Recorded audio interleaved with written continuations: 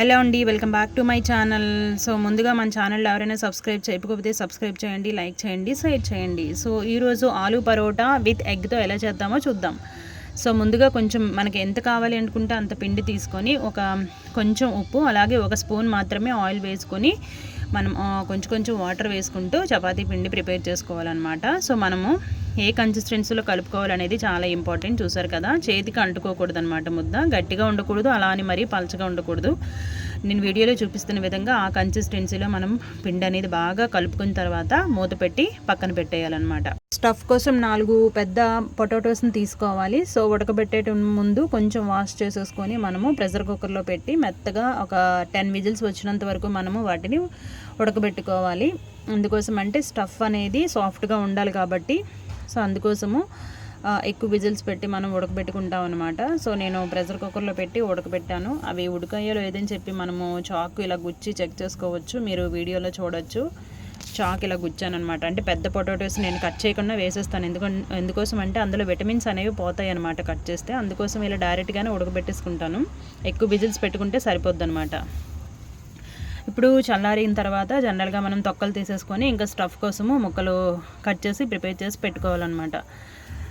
So మనం ముందుగా ఏం చేయాలి అంటే చేతితో మొత్తం అదంతా కూడా మనము మెత్తగా స్మాష్ చేసేయాలి. ఎందుకంటే స్టఫ్ అనేది బాగా సాఫ్ట్గా ఉండాలన్నమాట. అప్పుడు మాత్రమే చపాతీకి మంచి టేస్ట్ అనేది జనరేట్ అవుతుంది. సో ఇలాగ చేతితో మొత్తం కూడా మెదిపేసుకున్న తర్వాత 1/2 టీ స్పూన్ సాల్ట్ వేసుకోవాలి. అంటే ఎంత రిక్వైర్డ్ అయితే అంత సాల్ట్ వేసుకుంటాము. నేను 10 చపాతీస్ చేసుకుంటాను అనమాట. దానికోసము ఒక 1 స్పూన్ ఫుల్ స్పూను కారం తీసుకుంటాము. మనకి ఎక్కువ నచ్చితే వేసుకోవచ్చు అనమాట. అలాగే ఒక 1/4 గరం మసాలా తీసుకుంటాము. అలాగే కొంచెం కొత్తిమీర తీసుకొని మొత్తం గ్రాడ్యువల్గా మొత్తం ఆ 4 కూడా ఆ స్టఫ్కి పొటాటో పేస్ట్కి అంటే విధంగా మొత్తం కూడా నీట్గా మనం కలిపేసుకున్న తర్వాత మనకి ఎన్ని చపాతీలు అయితే కావాలో అన్నిటి కోసం మనము ఇలా ఉండలు అనేది ప్రిపేర్ చేసుకుంటాము. సో ప్రిపేర్ చేసుకుని పెట్టుకున్న తర్వాత ఒకసారి మళ్ళీ కూడా చపాతీ ముద్దని బాగా మనము ఒకసారి కలుపుకున్న తర్వాత అప్పుడు మనము ఈక్వల్గా ఇలాగా ఎన్ని కావలిస్తాం అనుకుంటామో అన్ని ముద్దలు మనం ప్రిపేర్ చేసుకోవాలి.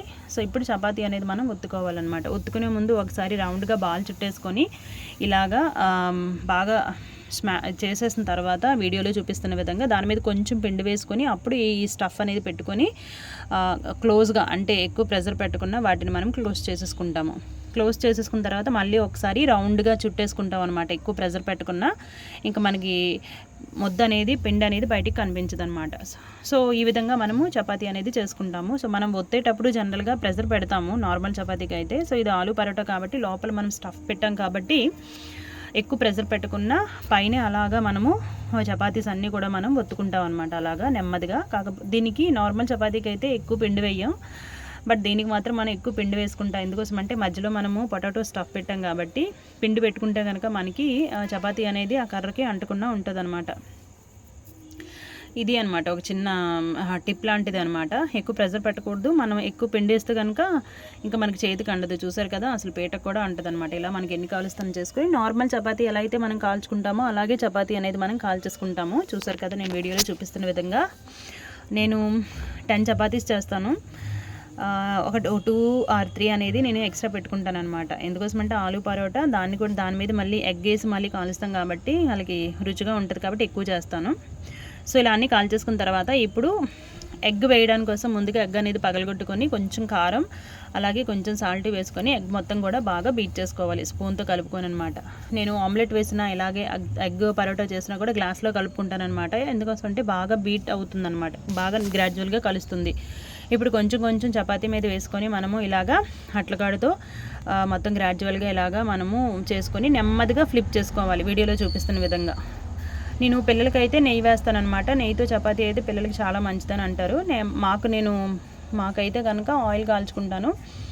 మా పిల్లలకైతే కనుక నెయ్యి వేసి కాలుస్తానమాట. చూసారు కదా, మనము ఒకవేళ మీకు బాగా నచ్చుతుందంటే 2 వైపులా కూడా మనము ఎగ్ బీట్ని వేసుకొని కూడా కాల్చుకోవచ్చు అనమాట. ఎంతో టేస్టీగా ఉంటుంది. దీనికి మళ్ళీ మనకి ఎక్స్ట్రా మనం కూర కూడా ప్రిపేర్ చేసుకోవాల్సిన అవసరం లేదనమాట. ఇలా అయితే మా పిల్లలు చాలా ఇష్టంగా తింటారు. లోపల బంగాళదుంప స్టఫ్ ఉంటుంది, అలాగే పైన అటు ఇటు మనకి ఎగ్ స్టఫ్ అనేది ఉంటుంది కాబట్టి పరోటా ఆమ్లెట్ లాగా పైన మనము వేస్తాం కాబట్టి చాలా టేస్టీగా ఉంటుంది అనమాట. అందులో ఇంకా నెయ్యి వేసుకుంటే ఇంకా సూపర్గా ఉంటుంది అనమాట. ఇలా చపాతీ అన్ని ప్రిపేర్ చేసేసుకున్న తర్వాత ఫైనల్గా మనము దీన్ని టమాటా సాస్తో సర్వ్ చేసుకుంటే వేడివేడిగా aloo paratha with tomato sauce ready. నా వీడియో నచ్చితే ఒక లైక్ చేయండి, సబ్స్క్రైబ్ చేయండి.